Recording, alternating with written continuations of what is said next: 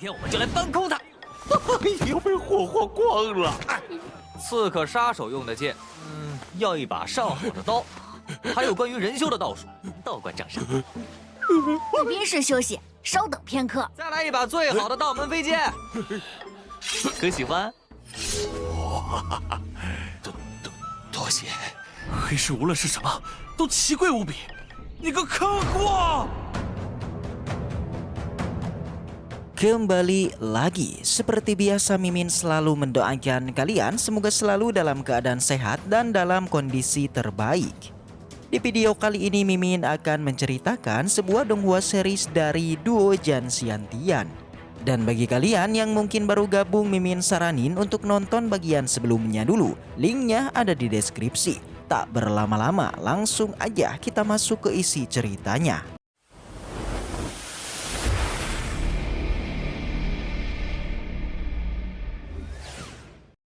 Cerita kembali dilanjutkan dengan kini masih berlatar di Aula Jianyang. Di sana masih terjadi perdebatan antara Huamei dengan Tuani mengenai permintaan Huamei yang ingin agar Aula Jianyang menarik diri dalam dukungannya pada Li Shaotang.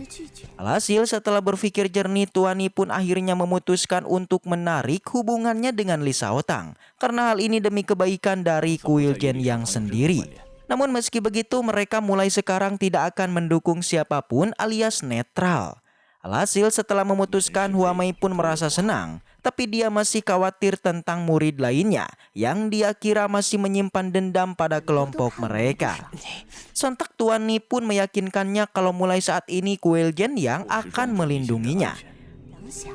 别急着拒绝。 从此不再与李少堂有任何关联，护持庄主一行人安全。 Tapi Dapeng ini masih khawatir dan akhirnya ia pun meminta Tuani agar memberikannya seorang praktisi salah satu dari mereka untuk melindunginya. Mendengar itu Tuani pun setuju dan dengan kini si Makong pun resmi menjadi pelindung Dapeng. Awalnya si Makong tidak setuju tapi seniornya langsung menyetujuinya dan dia juga diberikan wejangan jika saja si Makong membuat sebuah kesalahan. Maka dia akan dihukum sesuai aturan kuil Jianyangnya. 快速联系正阳道，如何？可以让他保护我们吗？按照观内的规矩，重罚。 Sebelum pergi dari aula ini, Dapeng kemudian meminta harta pada Tuani. Alhasil tanpa disangka tiba-tiba token Jianyang pun seketika terbang ke arah Dapeng. Awalnya Dapeng masihlah bingung dengan kegunaan token ini, tapi setelah dijelaskan oleh Tuani, dia pun menjadi senang. Bahkan jika Dapeng berbelanja di kota Yongju, maka cukuplah memperlihatkan token ini, maka semua pembayaran akan ditanggung oleh kuil Jianyang. Dengan kini Dapeng pun merasa puas dan mereka pun akhirnya pergi. 有什么作用啊？ 通通挂我们正阳道的账上。 Scene kemudian berpindah di sebuah lembah tempat yang sebelumnya ditinggali oleh Huamei. Di sana terlihat ada beberapa orang yang salah satunya ada Li Shaotang yang sudah mendapat laporan dari rekannya ini kalau sebelumnya Huamei pernah ada di sini. Temannya bilang kalau dia telah melakukan pertarungan di sini, tapi dia akhirnya terluka akibat serangan telak dari sebuah jimat dan berakhir kabur meninggalkannya. Lagi-lagi Li Shaotang yang menyukainya, ia pun mengingatkan rekannya kalau Huamei ini sangatlah cerdas dan memiliki kekuatan yang tinggi. Di mana jika bukan karena kondisi fisiknya yang lagi sakit, bahkan dirinya aja tidaklah mungkin bisa merebut bisnis keluarga Li. Lagi-lagi dari samping rekannya masih kesal dengan kekalahannya. Menurutnya jika Huamei tidak mengeluarkan jimat Vermilion, maka dirinya tidak akan kalah. Di saat yang sama tiba-tiba seekor burung merpati datang membawa sebuah informasi. Di dalamnya jelas tertulis pergerakan Huamei yang sudah membungkam kuil Jianyang agar tidak mendukung dirinya. Jelas hal ini sangatlah mengejutkan membuat salah satu pengawal bertanya apa yang akan mereka lakukan selanjutnya. Dengan singkat dan tegas, Li Shaotang bilang mereka harus melakukan pertempuran final di kota Yongju. Scene kemudian kembali ke Aula Jianyang. Di sana salah satu murid pun datang melaporkan mengenai pergerakan Dapeng yang kini mendatangi pasar gelap. Sontak dia pun menjadi kaget sekaligus panik karena harga barang di sana itu sangatlah mahal. Jadinya jika Dapeng berbelanja di sana maka kuil Jianyangnya akanlah rugi. 黑石无论是什么，都奇贵无比。你个坑货！ Beberapa waktu pun berlalu dan Scene kemudian berpindah di pasar gelap. Di sana Huamei dan yang lainnya terlihat sudah sampai dan mereka pun mulai melakukan perbelanjaan. Satu persatu dari mereka mendatangi sebuah toko membelinya dengan sangat banyak. Huamei, Dapeng dan Yudi mereka terus menyuruh si Makong agar membawa barang belanjaannya. Tentu saja tempat pasar gelap ini sangatlah berbeda dengan pasar gelap sebelumnya. Menurut Yudi, pasar gelap di kota Yongju itu beberapa kali lipat lebih besar dibandingkan pasar gelap di Pangzhou. Hal itu ia sampaikan karena melihat bangunan dari kota Qibao, menara kecantikan dan pavilion Jiji semuanya terlihat lebih besar dan lebih megah. Tentu aja sebuah tempat yang tidak boleh dilewati saat ke pasar gelap adalah datang ke pavilion Qibao atau pavilion harta karun. Hal itu juga disampaikan Dapeng jika tujuan kedatangan mereka ini adalah mendatangi pavilion ini. Sontak aja si Makong pun menjadi panik ketika Dapeng berniat membeli semua barang di tempat itu. Sembari pingsan, si Makong berharap agar seniornya cepatlah datang untuk menghentikan pembelian Dapeng yang sudah membabi buta. Di mana jika tidak dihentikan, maka semua harta di kuil Jen yang akan dihabiskan. Sembari berjalan santuy, Dapeng pun memasuki pavilion harta dan kembali disambut oleh si bocil yang dulu berada di kota Pangzhou.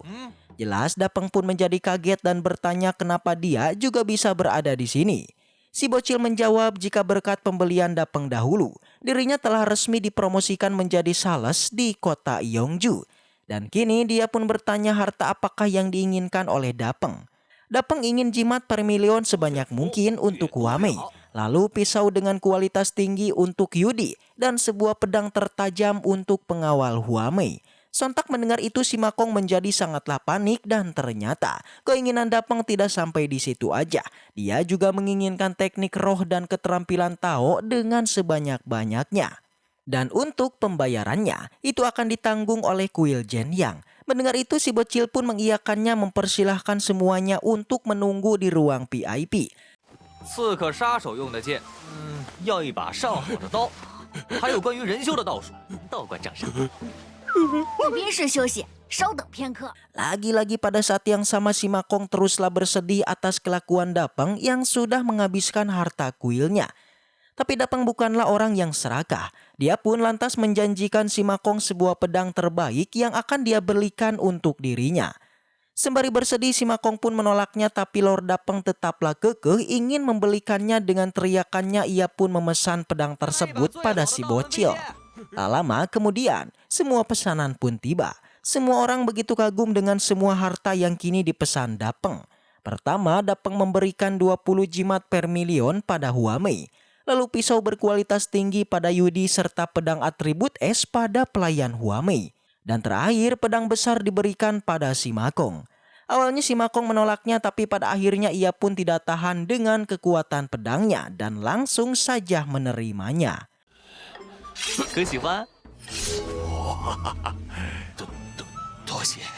Kemudian terakhir adalah gulungan teknik yang merupakan kekuatan besar diberikan pada Dapeng dan akan dia latih.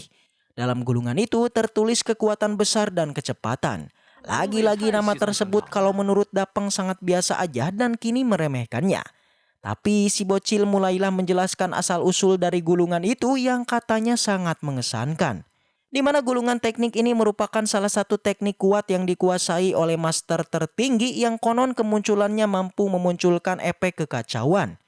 Sontak mendengar itu Dapeng pun menjadi kaget sekaligus mengaguminya. Saking kuatnya teknik gulungan ini, bahkan para praktisi jenius yang datang ke sini itu tidak dapat menguasainya. Itu sebabnya teknik ini sudah berada di sini hampir 20 tahun karena tidak ada yang membelinya. Si Makong bilang jika seorang praktisi memiliki bakat biasa aja, maka tidak akan mungkin untuk menguasainya dan dia tidak menginginkannya. Awalnya perkataan tersebut inginlah mengelabui Dapeng, tapi pada akhirnya Dapeng malah menginginkannya dan membelikannya. Setelah semua harta diambil, Dapeng kemudian menanyakan berapakah biaya untuk semuanya. Si bocil bilang kalau semuanya berjumlah 370.000 emas. Sontak ketika menyebutkan itu si Makong pun menjadi pusing dan berharap agar seniornya segera datang ke sini. Tapi Dapeng masihlah merasa kurang, jadinya ia pun ingin membelanjakan lagi sekitar 30.000 lagi. Dan si bocil memberikan Dapeng 30 jimat lagi dan langsunglah si Makong pun pingsan. Setelah dari Papiliun Harta, kini kelompok Dapeng kemudian mendatangi Papiliun Kecantikan.